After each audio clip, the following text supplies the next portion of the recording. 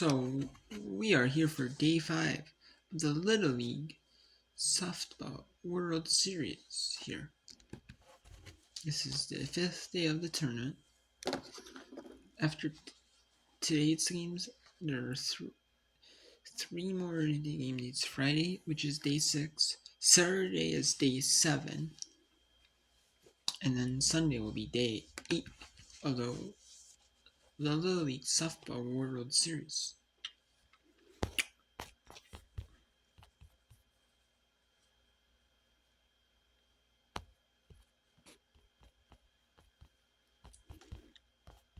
So let's go talk about who's making it to the Little League Softball World Series. The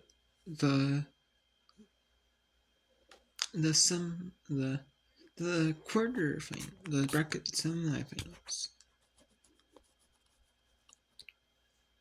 So here we are. So we have the Mid-Atlantic region. They defeated the Southwest region 1-0 in their win. It was Pennsylvania beat Oklahoma in a winners game in the purple bracket. And then North Carolina region, they defeat Japan 3-2. Since Japan was their first time ever being sanctioned officially by Little League Softball, and they made it to they won their opening game with a bye, and then they got into the Little League Softball World Series with it. They lost their second game to the North Carolina team, who had played the first day and didn't get the bye, and then they played day 2 against the team who got the bye, and then they got day 3. Day 3. Now they're 3-0. And now in Asia Pacific region, they lost to beat the Asia Pacific region Japan team 3-2. And then now it's a elimination day on Friday. They played the winners from Wednesday's games, the Southwest region and the losers from Thursday's games. It's the Southwest region, Oklahoma team from Tulsa, Oklahoma, and the Southeast region team from Florida. Back out on ESPN2 at 4 p.m. Eastern. And then on ESPN2 at 7 p.m. Eastern, we have the Asia Pacific region from Japan battling Floyd Knobs, Indiana, the Central region team. The losers who came from Thursday's they lost Thursday's games. The winners had played in elimination on Wednesday and won. So then we have the North Carolina region advancing to the Little League Softball World Series, the Orange Championship, on Saturday at 2 p.m. Eastern on ESPN. And they play the winner of Game 18, which is Asia Pacific and Central region, which is Japan. Team from Japan versus the team from Floyd Knobs, Indiana, on ESPN. And then I'm surprised it's on ABC,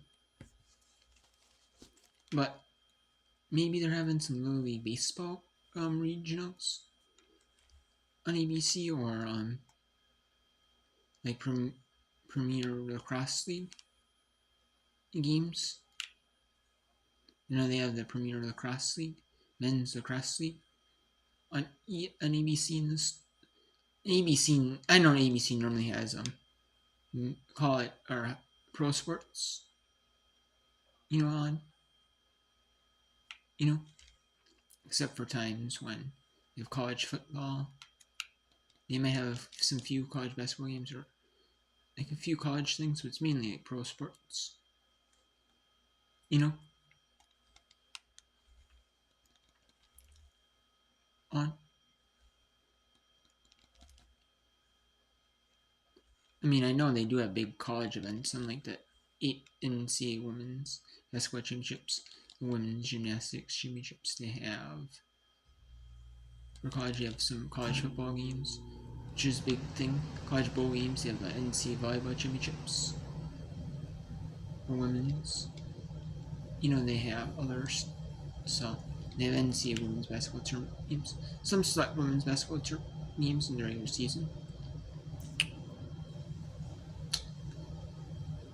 And then, yeah, I know ESPN2 is having the second game, though, because ESPN is having UFC on afterwards.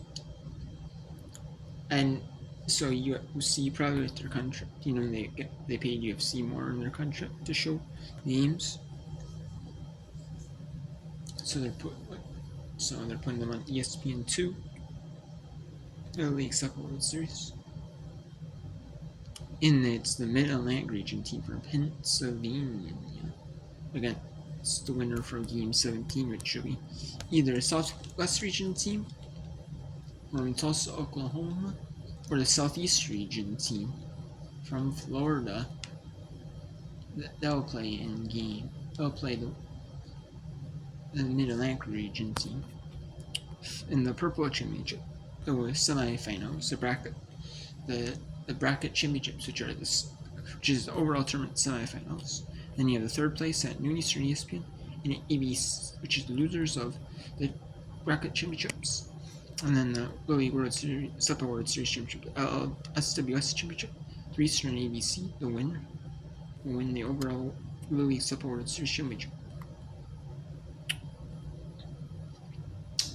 So yeah, and then we also had the Little League Supper World Series Athletes Unlimited Softball League Pro Games.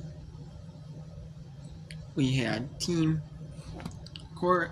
Georgina Court, Team Alicia Castillo, and Team Lexi against Team Amanda Lorenz. And all the players, there was a rain delay at the Little League Supper World Series, but all the games that weren't being, you know, the 2 teams that were playing, finished their game. The other teams, they all came and watched the Little League Supper. They all came and watched any of those games at the campus of East Carolina. They all got to go and watch the games, presumably for free, which is awesome. And they played a couple innings of Team Court versus Team Castillo. They had a rain delay. They had a little bit of a break. They went starting ESPNU, and then they had, because of the overlap, they played a little bit. Had a rain delay, went to ESPN2, and then tried to finish it out. And then they back in rain delay, and ended up canceling the games due to weather. So both AUSL games at the Little League Supper at East Carolina University as part of the Little League Supper World Series Showcase were canceled due to weather. So it's just kind of unfortunate. I'm surprised they didn't even try to get one game in. The Court Gendo Castillo game. But I understand though why they want to do that, because for the overall champion, since it's not the regular season, where they could just give them an extra game. You know, maybe you know, like the player, it could be an extra game that maybe doesn't count towards the standings, even. You know, it doesn't count towards the All-Star Cup, the overall champion. You know, sure. I mean, they could. I'm sure the players would gladly do it. You know, for the kids and all that there. But it was also probably going to be like really late. You know, if they did that, so they ended up not doing that.